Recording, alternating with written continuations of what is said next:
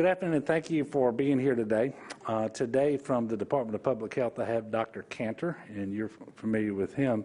But we also have Dr. Amanda Logue, who is the Senior Vice President and CMO of Lafayette General Hospital, and Dr. Henry Kaufman, who is the CMO of Our Lady of the Lourdes in Lafayette.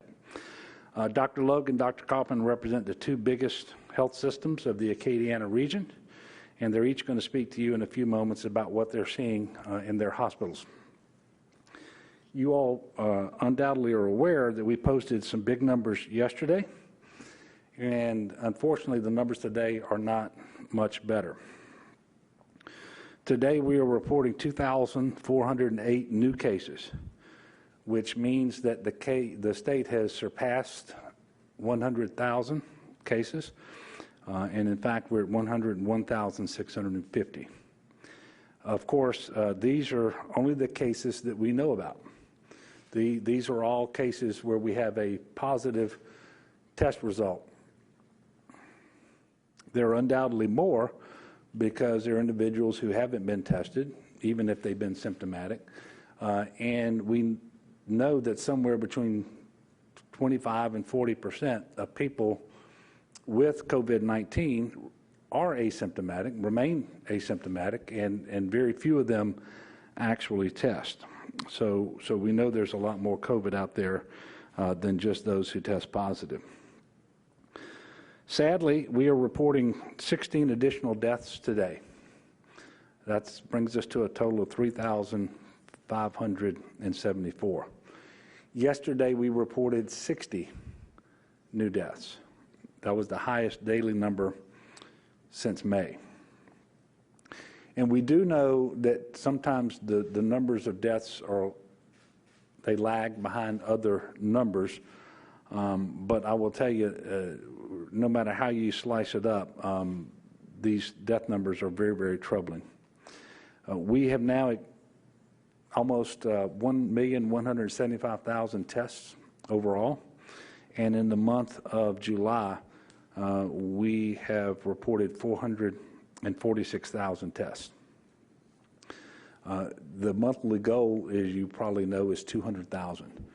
And so we have greatly expanded our testing here in Louisiana. I believe that we are number 2 in the country in per capita testing overall. And in the month of July, with the additional tests, we are number 1. And testing is really important because it helps us to know what we are dealing with. And what we're dealing with is a very serious problem, a widespread problem with a high prevalence of COVID-19 in every community across the state of Louisiana. We all hear these numbers daily, and sometimes you run the risk, and one of the fears that I have is people just become accustomed to hearing the numbers and they don't really think about them, and they stop paying attention. But when you hit certain milestones like we hit with going over 100,000 cases and the deaths and so forth, I just do hope that people are taking that very seriously and that it serves as a reality check that we in fact are in a public health emergency, not just one that has been declared by myself. COVID-19, as I mentioned, is prevalent throughout our state. It is more widespread than ever before, and that is why we are remaining in phase 2. I mentioned that earlier this week. I will soon sign a new proclamation that will become effective tomorrow. It remains in place until Friday, August the 7th, and not only are we staying in phase 2, but that will include a continuation of the statewide mask mandate, the limitations on bars that won't be open for on-premises consumption, and the 50% crowd size limitation for social gatherings. Those will be continued. We're certainly not where we want to be in Louisiana.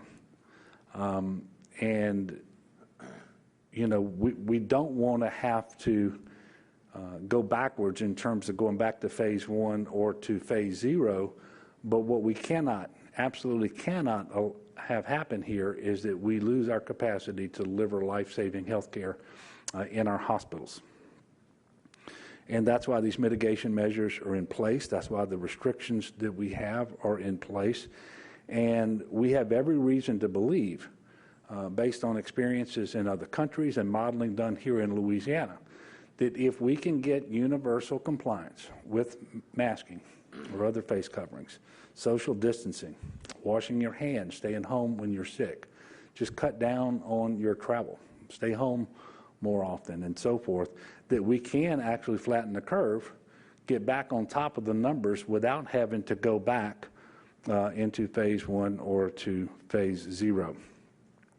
You will recall that when I first announced the statewide mask mandate on Saturday, the 11th of July, there were 3 parishes who met the criterion to opt out of the mandate. And that criterion is to not have a high incidence rate as defined by the CDC of COVID-19. And so any parish that was below 100 cases per 100,000 residents for the most recent 2-week period could opt out. As of LDH data that we have today, there are no parishes in the state of Louisiana who are in that category. Every one of our 64 parishes has a high incidence now of COVID-19, meaning more than 100 cases per 100,000 residents over a 14-day period. What worries me most is the toll that the latest resurgence has taken on our capacity to deliver health care, and the impact that that's having on our healthcare professionals, our doctors and nurses and respiratory therapists, and all the way down to EMTs and paramedics and everybody in between, all of whom have performed heroically now for many, many months. And this resurgence is taking a toll on our hospitals and on those individuals. As evidence of this, Our Lady of the Lake Hospital here in Baton Rouge in Region 2 has put its main campus on a course where it will take a 2-week pause in performing non-emergency medical procedures that require inpatient beds. And that's to make sure that it has the beds that it will need for COVID-19 patients. And not just the beds, so that it will have the staff. And there are hospitals all across the state of Louisiana who are making these decisions, and I think you're going to hear more about that in just a moment. Hospitalizations are increasing all across the state of Louisiana. There's not a single one of our 9 regions where they're decreasing, but we are especially concerned today about regions 4, 5, and 6. 4 is the Lafayette area, 5 is the Lake Charles area, and 6 is the central Louisiana area around Alexandria. That is why we have the doctors here who are going to talk to you in just a moment. But because you've heard me and you've heard Dr. Cantor and you've heard Dr. BU, but we're concerned enough about what we're seeing. We've asked the chief medical officers of the 2 biggest health systems in Acadiana to come and explain what they're seeing on the ground at their hospitals. And so at this time, I'm going to ask them to come up and deliver their remarks, and we're going to start with Dr. Logue, and then Dr. Kaufman will come up after that, and they will be available for questions as well.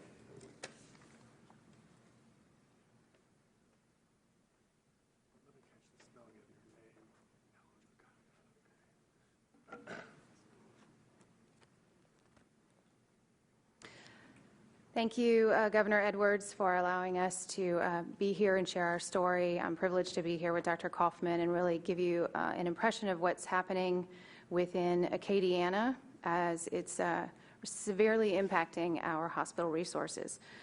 Lafayette General Health is the largest healthcare provider in Region 4. We're very accustomed to taking care of community patients throughout Acadiana, bringing them in, having them in our system, taking transfers. But with the volume that we're seeing of COVID-19 cases, we are not able to do that as routinely as we would like. It's become a real challenge for us to take care of even our own community, let alone expand our services outside. We are actively taking care of the patients and surging as we need to, but we're quickly running out of space. In the last month, we've had to transfer patients out of our health system to Rapides, Baton Rouge, North Louisiana, even as far as Mississippi, as we didn't have any space to take care of them. Not only that, but in the month of July only, we've had to decline 87% of the requests of transfers into our health system. That's not normal for us. We are happy to take care of anybody that needs a higher level of care and come into our health system, but we have not had the capability to have space for them. That being said, I want to be sure that if anybody needs emergency care, you need to come to the emergency room. We will take care of you. We will stabilize you. We will do everything that is needed, that is medically necessary for you. So I don't want anybody to be afraid that they can't come seek medical services because the hospital is too full. We are dedicated to taking care of you if you need us. At our main campus, which is our largest hospital, Lafayette General Medical Center, 1/2 of our ICU currently and 1/3 of our non-ICU beds have patients that are fighting COVID-19 currently. On May 27th, for a little perspective, we had 15 COVID-19 patients at LGMC, and yesterday morning we had 105. In our whole five acute hospital system, we have had 143 COVID patients. That number was only 20 just 6 weeks ago. So we are certainly seeing a rapid increase in community spread of COVID, but what that leads to is hospitalizations that follow the community spread. And that is part of our plea to Acadiana today and elsewhere, is to understand the impact of widespread community outbreaks leads to impacts into the health system. Governor Edwards mentioned the deferring of elective surgeries. We are absolutely moving elective surgeries that we do not have the capacity for off of our main campus and canceling some altogether. This is the last thing we want to do at this time frame because we had to do this back in April. And so some of those patients are still waiting for surgery to get done now, and we are unfortunately having to put them off again. We will do all emergency surgeries that are necessary. We certainly have the capacity for that, and we'll continue that. But our hospitals are full, and our ICU is full. Some of our beds are unfortunately closed because of illnesses to our staff. So we've had we don't have enough nurses to staff all of our beds right now. We are so thankful for the dedication that our nurses and our doctors and all of the bedside team is putting towards taking care of these patients, but the level of intensity at which they're working right now, we know is not going to be sustained. So we have to be able to give them a break. They have been wonderful, and we know they are very tired, and some of them are getting sick as well, too. COVID-19 has not replaced the typical volume of patients that we have: heart attacks, strokes, car accidents, emergency surgeries. All of that volume continues in the community, and we want to take care of that. But when you add on this level of volume of COVID on top of that, it's really unsustainable for us. We can, under normal circumstances, absolutely take care of both types of patients, patients that need our help from a COVID illness or from the typical emergency and medical procedures that they need, but not when we have surges to this degree. The only way to really prevent these recurring surges that are happening is to truly flatten the curve once and for all. So I'm really here to urge everyone in Acadiana and elsewhere in the state, you need to follow the guidelines that we have asked. Washing your hands, physically distancing from one another 6 feet or more away, avoiding large crowds, and of course, wearing your mask when you leave the house.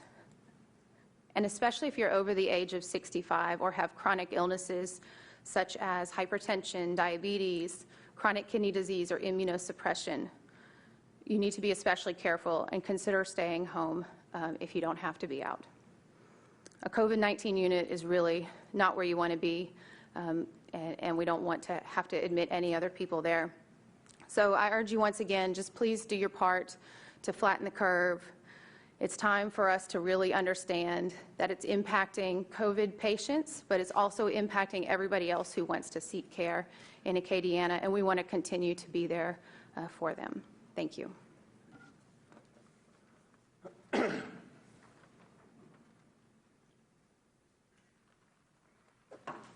me. Let me see how to spell your name. Thank you, Governor Edwards. I would echo Amanda Logue's sentiments. At Our Lady Lourdes Regional Medical Center, our hospital is full.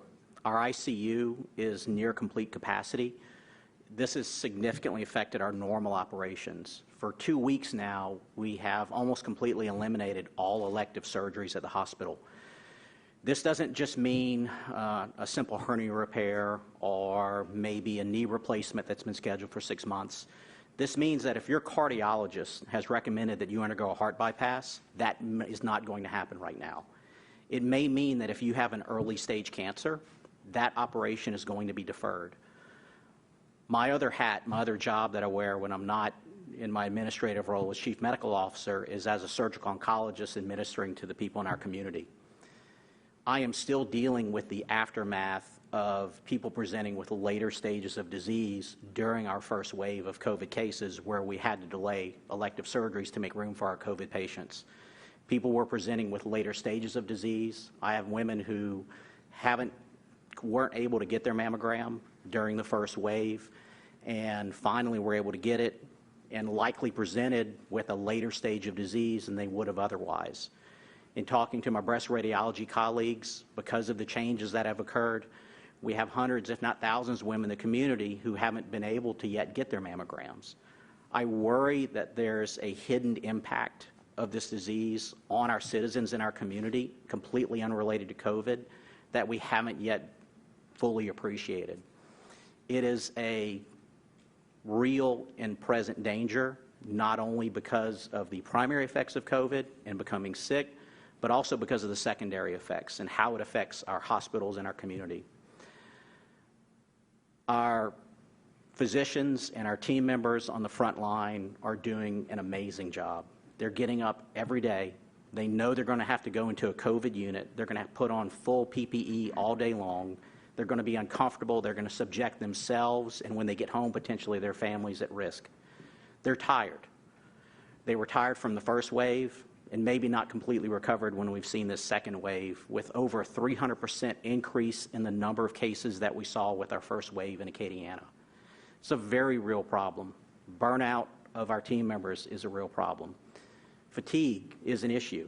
We want to be strong and there for you and there for our community, but this current wave of cases is taxing our ability to do that. I anticipated that we would have a second wave, but I didn't think the wave was going to come this soon. I thought this wave was going to hit us in the fall. I thought we'd have more time to prepare, and I thought we'd be in a better place, and unfortunately we're not. So I would advocate in the strongest possible way that our community realize how compelling of an issue and how compelling of a danger this is, not only to those who get infected, but to the community in general and those seeking care for other needs.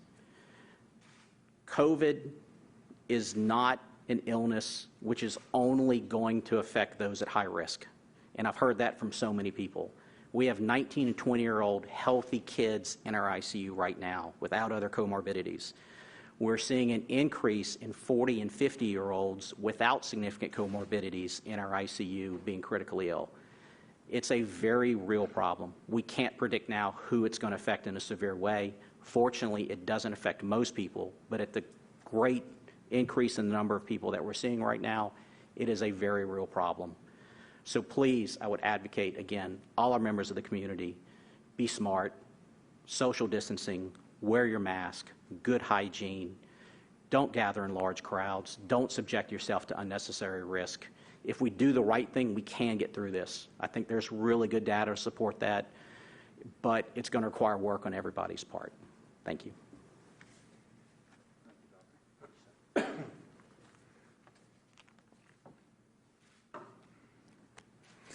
So thank you, Dr. Logan, Dr. Kaufman, and we appreciate you being here today. We appreciate your tireless efforts and that of all the healthcare workers around the state, all of whom are absolute heroes in our eyes. We're grateful for the work that you all do every day. I think this is a good time to let folks know, here in Baton Rouge especially, we've got a new surge testing site in downtown Baton Rouge at the Welcome Center here in the Capitol area. It is free. It's open today. It'll be open tomorrow, and it'll be open on the 27th from 7:30 to 5:30 p.m. I especially encourage people who work downtown, including all of our state workers, to take advantage of testing opportunity. And I will remind you that you can test whether you have symptoms or not, whether you've been in contact with someone who has COVID-19 or not. I took advantage of this opportunity today on my way back to the Capitol from GOSEP. I can tell you it was easy, it was quick, and I appreciate everyone working to make this service available, from our public health employees and the Louisiana National Guard to our private sector healthcare partners. And I also appreciate the partners we have on the White House Coronavirus Task Force. They were the ones who put this surge testing in Louisiana at a time when they were only putting it in 3 states, Texas, Florida, and Louisiana. And we are working now to establish an additional surge testing site in the New Orleans area, and I hope to have more information to you all on that in the very near future. You can pre-register. It's not necessary, but you can pre-register for a test at these surge sites, and you go to doineedacovid19test.com, doineedacovid19test.com. I just want to take a moment and do something I really shouldn't have to do, but I think it's imperative. Unfortunately, it appears that there's a deliberate misinformation campaign claiming that the state's inflating cases by counting people multiple times if they take multiple tests, and that just isn't the case. As Dr. Bu mentioned the other day, a case refers to a specific individual, whether that individual tested positive once, twice, 3 times, or whatever. And so I don't want anybody to believe that the data is inaccurate or being manipulated, and it is grossly irresponsible for people to be spreading misinformation about that to try to minimize how serious this situation is. And we all know that if you have COVID-19 in your state, in your community, that's going to show up testing first, hospitalization second, and deaths third. There's no way the hospitalizations are going up and the deaths are going up with them. It just doesn't make sense. And so we have some people out there who are being irresponsible, and so I'm asking them to stop, but nobody should be paying attention to what any of those individuals are saying. And I'm not telling you we are perfect, but I'm telling you we're working extremely hard. And we have put in multiple redundant systems to scrub the data and make sure that it's accurate and that it's timely. And we are sharing it with the public in a way so that we can be as transparent as possible.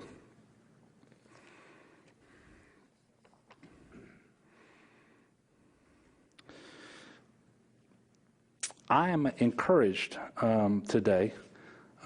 We have some serious numbers, cases, hospitalizations, deaths that are very troubling. But I am encouraged by the vast majority of businesses, local leaders, and residents who are in fact taking this seriously, and they're being responsible. They're masking up to protect their loved ones, their employees, their communities, and the state of Louisiana, and trying to make sure that we get back on top of this virus and those numbers just as soon as we possibly can. We are at a critical point, which is why I'm asking everyone to take this virus seriously. Needs to do his or her part. I don't want to go back to phase 1. You don't want to go back to phase 1. It shouldn't be necessary to go backwards. But the only thing that's going to keep us from doing that is have everybody wear a mask when you're outside your home. It's a small price to pay. And it is being a good neighbor to others, and it is being considerate and courteous, if to nobody else, to our healthcare workers who are being inundated with patients and who are working so valiantly under difficult circumstances for months on end and exposing themselves to this virus by definition of the nature of the work that they're doing. There's some other things that you can do that would be very helpful. Remember that there is not a safer place for you than at home. When you go out, do it as infrequently as necessary. And I've said this before, but you don't need to go to the grocery store 3 times a week. Go once. And when you go, you don't need to bring the entire family. If everybody will just take these common sense steps, then the interaction, the contact between people will be decreased. And obviously, that is how the virus spreads. And if when you do go out, you practice social distancing, you're masking, you're washing your hands frequently, and certainly you never go out when you're sick, and you never go to work when you're sick. We're going to turn this around, and I'm optimistic we're going to do that. Final word about the weather before I take questions. We are continuing to closely watch the tropics. You know, we're in hurricane season. Tropical Depression 8 is slowly moving across the Gulf of Mexico now. It is moving towards Texas, but there will be impacts in Louisiana. There's a risk of heavy rainfall later today and tomorrow in the south, southwestern, and even in the central parts of our state. The National Weather Service has placed most of southeast Louisiana at marginal risk for excessive rainfall. That threat is higher for areas south of the I-10, I-12 corridor, and flash flooding is a concern across the region. In southwest Louisiana, the National Weather Service says areas south of I-10 could receive 2 to 4 inches of rain between now and Sunday. Tides are running higher than normal as well. And I would just encourage everybody, if there's flash flooding and you are out there driving, please don't drive on any road that is underwater unless you are absolutely 100% sure that it is safe to do so. We're going to continue to monitor Tropical Storm Gonzalo, which is forecasted to become a hurricane later tonight. It is still well out in the Atlantic and a long ways off, but it merits our attention now. And with all of these storms that we're talking about, and it being the end of July now, if you haven't prepared yourself and your family for a hurricane, you need to do that. Go to getagameplan.org. And preparing for a hurricane today for you and your family is different and a little more involved than it normally is because of the public health emergency that we are in. So I encourage everyone, even if you've done it before in previous years, go to getagameplan.org so that you can be prepared. Next week, we'll be back with press conferences on Tuesday and Thursday here at the Capitol. Obviously, if circumstances warrant, whether it's the weather, COVID-19, or anything else, we will let you know if we're going to schedule additional press briefings beyond those on Tuesday and Thursday. With that, I'm going to take your question and remind you we have Dr. Logue, Dr. Kaufman, and Dr. Kanner who are going to be able to take your questions as well. Yes, sir. Governor, you said even today that you won't let the state get to a point where it's threatening its ability to deliver health care. It sounds like we're almost at that point, and it's not just in Lafayette, it's Baton Rouge, Our Lady, Lake Charles, Yeah. saying the same thing. Early on in the pandemic, when it appeared we were getting to this point, you spent hundreds of millions of dollars to build the Memorial Convention Center and reached out for ventilators and stuff. I know we have enough ventilators now, but what's the plan if when you run out of space? Is it just to shift patients to Memorial, or is there another plan in place to deal with this surge of turnaround? Well, first of all, we're going to make sure that that doesn't happen, that we don't have the capacity to deliver health care. Secondly, I would tell you that we still have 250 beds at the Memorial Convention Center, and we have staffing today for 60 of those beds. I think 28 of them are actually filled. Within a week's time or so, we can have staffing for another 60 beds, and we can build with a staffing contract that we have in place in that fashion as we need to. Further, much of the investments that we made early on in the March-April timeframe created new permanent capacity, surge capacity for ICUs and surge beds at various hospitals around the state. And so we're in better shape as that goes. Quite frankly, my bigger concern today in Louisiana is not so much about beds as it is about staffing. because we believe that we will be able to make the adjustments necessary and open up these surge units. And for example, if we need to, we've got a couple hundred beds that are not ICU beds, but we've created a negative pressure environment so they can be converted into ICU beds if we need them. And that's just in one of our hospital systems with Children's Hospital in New Orleans. The bigger challenge is going to be around staffing.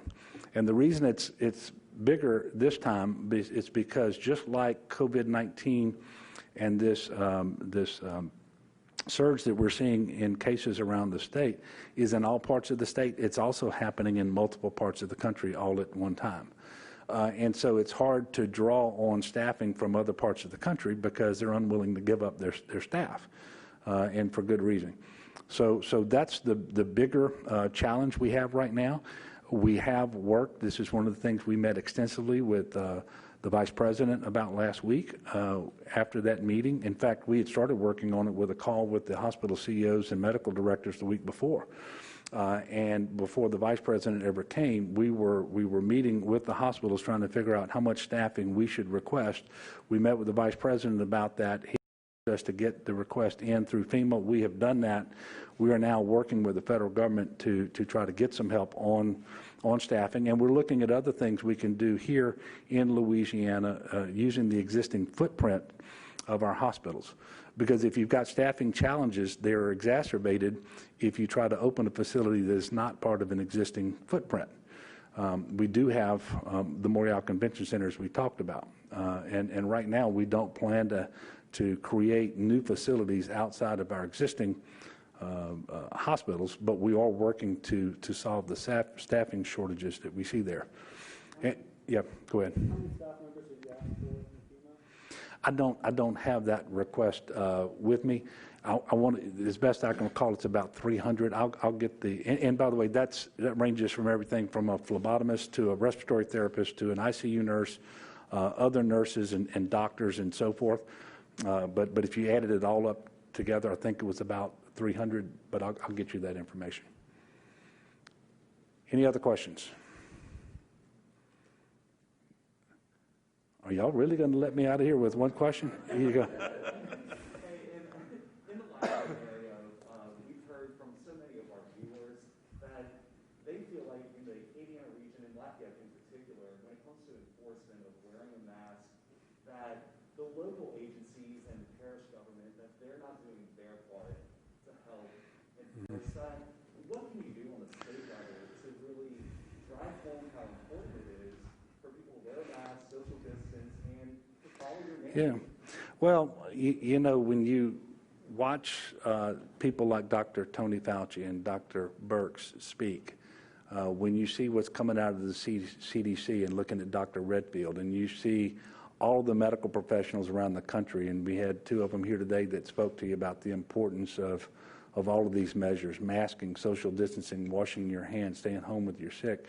When you see all of that, and when you accompany it with the numbers that we're experiencing here in Louisiana right now, both cases, but also hospitalizations, deaths, you would think, and you would hope, obviously, that the people would be responsible enough to just look at that, take it into consideration, and decide, you know what, I'm gonna comply. I'm gonna do what I'm being asked to do because it's really important. It's important for those who are out there who are vulnerable. It's important for the medical community. It's really important for everybody. And I want to remind you, and I think Dr. Logue said this perfectly a while ago, even if for some strange reason that is totally incomprehensible to me, you don't care about COVID-19, you should care about there being capacity at that hospital when you have your automobile accident, or when you have your heart attack, or your stroke, or your mother or grandmother has that stroke, or whatever. Because we're talking about the same staff and the same beds all over the state of Louisiana. So for all of those reasons, we just need people to focus on the task at hand, do their part, be good neighbors.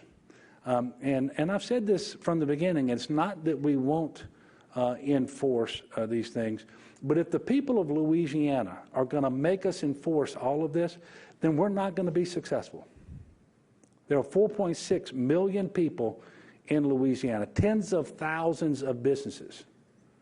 If the people of Louisiana are going to sit back and say, well, we're going to make you enforce every bit of this because we're not going to voluntarily comply, then we are doomed. Now, that is not the case. And as I mentioned, the vast majority of businesses and people are being responsible. But I think we all know there's still too many who are not.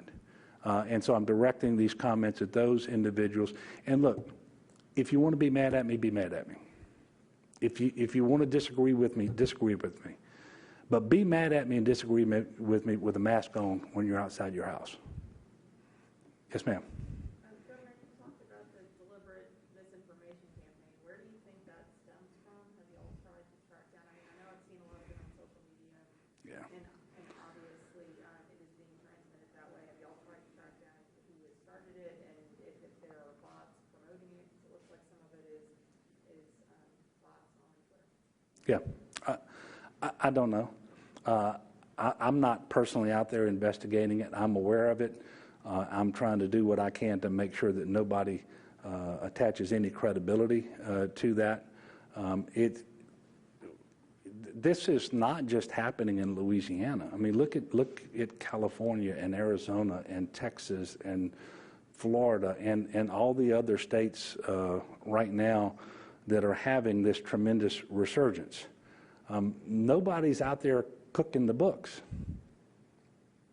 And, you know, I guess one of the things we could do, if it were safe to do it, is we could open our hospitals up and just have these people file through the hospital and look in these rooms at these people with COVID-19 who are attached to a mechanical ventilator fighting for their life. They would know that that's not some sort of a hoax or some made-up number. It's just grossly reckless and irresponsible. And so I'm asking people not to do it, and I'm asking other people not to believe it. Yes, sir. In your latest mandate, we have that restriction in place on bars. Yes. When it comes to outbreak settings, is it surprising to see that bars are the #1 outbreak with the second highest number of cases? No, well, I can't say that I'm surprised because if you'll remember, bars were about the last things that were opened. And that's because we knew that the environment of a bar it's just very difficult to operate safely. And it's just the nature of what people do in bars. Unlike a restaurant where you might be intending to be there for 30 minutes, 45 minutes, for an hour, grab a meal, and leave, many people go to the bar intending to be there for several hours. They're going to have more than one drink. Their inhibitions are relaxed, and they might have had one mindset going in, and that mindset changes. And, you know, as I've said before, there's often music playing, and so if you want to be heard, you got to speak loudly. When you do that, you pull more air out of your lungs, and you're emitting more COVID-19 particles if you happen to have COVID-19. And then if you're on the receiving end of the conversation and you want to hear somebody, you get closer than you probably should be because you still have to overcome that same issue with the background noise. And it's just ultimately it's just a very difficult environment to do safely. You know, we were hopeful that with the restrictions we put in place that made them operate at a reduced capacity and telling the individuals had to remain seated and so forth. But it just, for the vast majority of bars out there, it just proved to be too much. And so that's why they're closed again. And by the way, that's not just here in Louisiana. That's a White House Coronavirus Task Force recommendation for our state and other states because they are seeing the same thing. And it's not just in the United States of America either. It's all over the world. And you can remember right after South Korea came out of their lockdown, within a couple of weeks, they had to shut every bar in Seoul down because they had a very similar experience. Yes, sir. I have a question for either one of the doctors. Well, whichever one of you feeling really good, come on up and answer the question. Yeah, Dr. Kaufman would be great. I'm wondering if you can talk about, so it seems like the staffing issue is really what, when you talk about healthcare capacity right now, I'm wondering if the Memorial Convention Center is a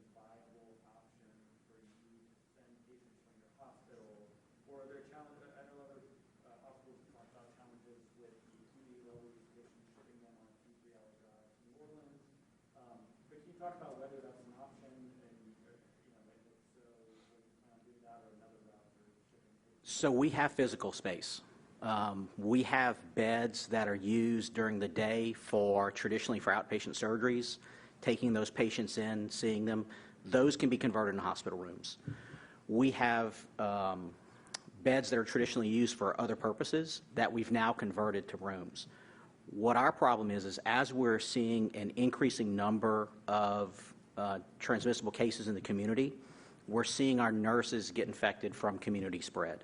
Our nurses, our CNAs, our care providers, and some of our physicians.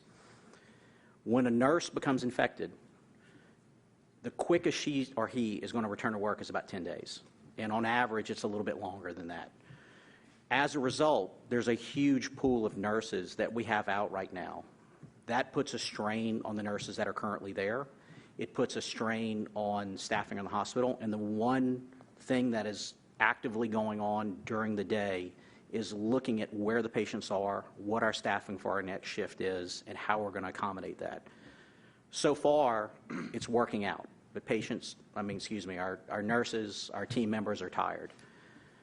The problem is not having physical space, like needing somewhere like the Memorial Convention Center necessarily. It's having enough people in our community to staff those beds to keep our nurses healthy. One way that you keep from getting COVID is that you stay active and healthy and take care of yourself, and that you're well rested and that your immune system's working well. The nurses and the physicians and our staff members taking care of these people are tired, and they're not taking as good a care of themselves as they need, and that's a vicious cycle.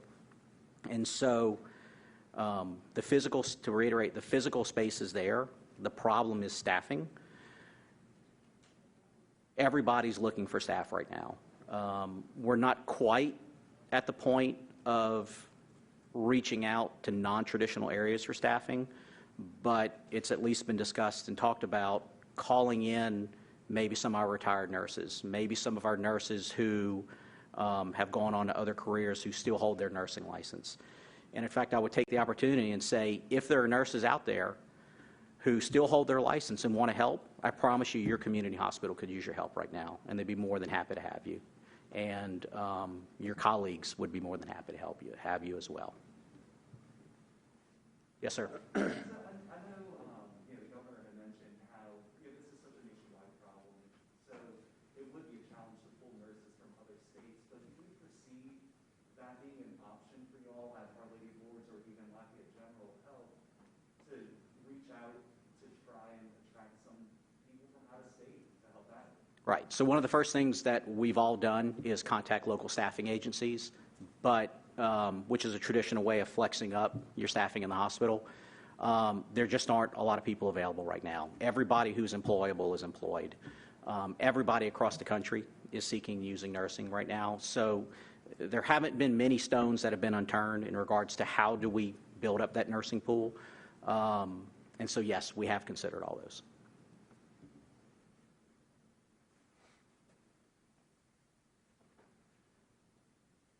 To further demonstrate the challenges around staffing, I've had requests to take the National Guard soldiers in a medical unit and make them available at our hospitals.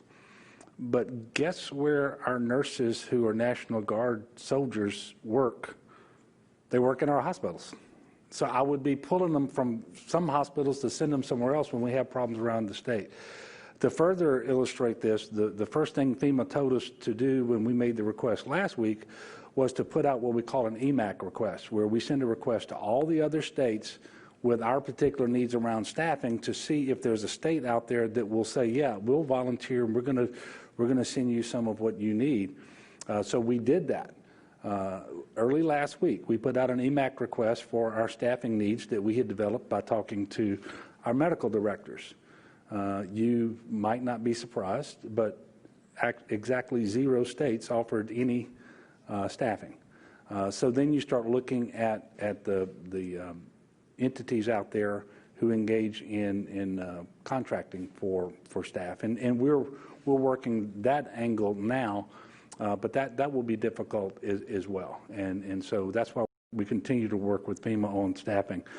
And Sam, with regard to your question about the Morial Convention Center, remember that facility is for the less acute patients, and it's there in order to allow hospitals to free up the beds sooner than they otherwise would, so that once a patient reaches a level of recovery that means that they don't need that acute care bed, but they're not ready to go home, we can take them in the Morial Convention Center. They can turn that bed over quicker, and so that's how it would help. And so certainly, as we continue to operate the Morial Convention Center, if they get patients who have recovered enough that they don't need a hospital bed in their facility, send them to the Morial Convention Center is something that we can certainly consider. Yes, ma'am. Governor, with the testing shortage issue in terms of the turnaround time. It's not. I want to just be clear because I know you just said about a testing shortage. We're doing an extraordinary number of tests, and we're not short on the collection kits, the swab and the viral transport medium. That's where we were a couple of months ago. There are some reagent issues at the labs that are contributing to a longer turnaround time, and I think the sheer volume of tests that are being sent out to commercial labs is creating an issue. And so we do have, for example, of all the tests that we were reporting today, 65% of those were within the last week. 30% were in the week before that. So that gives you an idea of the percentage of tests and how they are. And by the way, this greatly impacts our ability to fight COVID-19, because if someone waits 7-10 days to find out that they're positive, if they didn't know that they were positive and curtail their activities and isolate, even if they were asymptomatic or barely symptomatic, we know they're contagious and they're out there spreading that disease. The other thing that happens is if it takes too long to get a test result back, the contact tracing is very hard, because we want to be able to catch people early.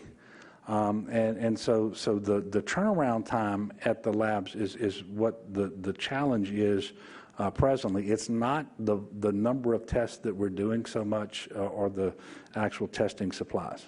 Well, and that's what I was going to ask in terms of the turnaround time. Does that create any problems with the ability to continually test residents and staff at nursing homes and isolate people as needed in congregate settings? Yeah, well, obviously, you want the shortest possible turnaround time everywhere. That includes in the congregate settings. We are testing every 2 weeks, 100% of our residents and staff at our nursing homes, including our war veterans homes. And we are seeing some delays in getting those test results back. And anytime you see that, it does interfere with your ability to quickly get on top of a situation and make sure that you are quarantining or a particular patient, if it's a patient, or moving them to that part of the facility that is housing only COVID patients as a way to promote safety and minimize the spread and so forth. But it's also true for the staff member. And remember, the staff member's going home at night. And interacting with his or her family as well. So that is an issue. It's one of the reasons why we are very interested in the proposal that Admiral Giroir mentioned last week on his visit here, and that is that over the next number of weeks, and I really don't know whether we're talking 8 weeks, 12 weeks, whatever it's going to be, the goal is for the federal government to send a point-of-care test machine to every nursing home in the country, including those here in Louisiana, and they're going to prioritize those that are in communities that are particularly in hotspots. And so I think we're starting to see those machines arrive, those testing machines arrive in very small numbers this week, and that's going to continue. But these are point-of-care tests so that the test can be administered, the results will be known 4 hours at the home. Now, that sounds too good to be true, and so we got to make sure that the machines come and that we have all the necessary testing materials that we need to make them work and so forth. But we're excited about the opportunity we're going to have to do that. Yes, sir. Governor, a viewer reached out to me just a minute ago and asked if you could explain your reasoning behind keeping casinos open at this time.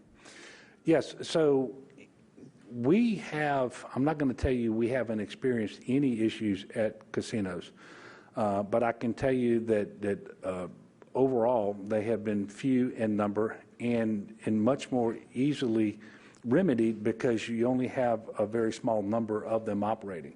Secondly, it's the most regulated business environment in the state of Louisiana. And so when you go in there and you tell them, look, you're not supposed to have these two machines, gaming stations operating simultaneously if they're contiguous to one another, as soon as you point those things out, the corrections get made. And we know that they have been very responsive to any remedial measures that we tell them that they need to take and so forth. And so that's why they are open. We believe that they can safely operate at the levels of occupancy and gaming positions that we have prescribed, and with all of the different precautionary measures that they are taking, many of which were required of them. Others, they've stepped up and said, we're going to go beyond that and actually do more. So that's why they are open. We want as much of our economy open as possible, consistent with public safety and the health of our people. So where we can operate a business safely, we want to do that. And I will just tell you that under the limitations and restrictions, the protocols we have in place with casinos, they can operate safely. Thank you very much again for covering this afternoon. I do want to encourage the people of Louisiana. I want to remind you, we've been in a very bad place before with COVID-19. We're in a very difficult place now, but we flattened the curve once before. We can do it again, and we can do it without going back to a shelter at home. We can do it without going back to phase one, but it really is going to take everybody. And so if you want as many businesses open as possible, with as few restrictions as possible, if you want as many employees back at work as possible and be free to go out and shop, that day will come sooner. And there will be less cases, less hospitalizations, and less deaths between now and then if we will all do our part. And so again, I'm encouraging you, please wear your mask. Social distance. Make sure you stay home when you're sick. Wash your hands frequently. All of those things. And please watch out for those out there who are the most vulnerable. And for everyone, the safest place to be is at home. And for those who are most vulnerable to this disease, that is especially true. And let's remember to lift one another up in prayer. Let's be thankful for the blessings we have. And sometimes it's hard to do that when you're so focused on the challenges that you see in front of you, and it's hard to lose sight of the blessings. But we had a couple doctors here today to speak that represent the entire medical community, and they certainly have been a blessing to us here in Louisiana and will continue to be. So let's, if nothing else, be thankful for them. And I will see you back here on Tuesday. Have a good weekend, everybody. Have a safe weekend, everybody. God bless.